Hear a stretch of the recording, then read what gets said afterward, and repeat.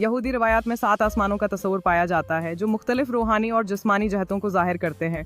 8 यहूदी रवायात में 7 आसमान यहूदी तालीमात के मुताबिक 7 आसमान दरज देल हैं। वॉन्ड बिलोन दिन के वक्त खुलता है, रात को बंद होता है। रक्त, सूरज, चांद, सितारे और सियारे यहाँ मौजूद हैं। शहाकीम जंत की खुराक मन व सलवी महफूज है। जिबुल यरूशलेम का रूहानी माबद और खुदा की बादशाही का हिस्सा। माउन फरिश्ते इबादत करते हैं और खुदा की हमद व थना करते हैं। सिख माकुन मुकुन खुदा के फैसले और कुदरत के मुजाहिर जाहिर होते हैं। 7 मरबूत खुदा का तख्त, फरिश्ते और रूहानी मखलूकात यहाँ मौजूद हैं। खुदा का तख्त किस आसमान पर है? यहूदी रिवायात के मुताबिक खुदा का तख्त 7वें आसमान अरबूत में है, जहाँ फरिश्ते और रूहानी मखलूकात इसकी इबादत करते हैं।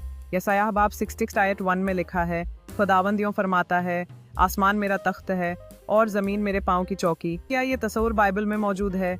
बाइबल में बराह रास्त 7 आसमानों का जिक्र नहीं मिलता, लेकिन 2 करंथियों बाब बाद आयत 2 में पौलुस रसूल ने तीसरे आसमान का जिक्र किया है, जो इस बात की तरफ इशारा करता है कि बाइबल में भी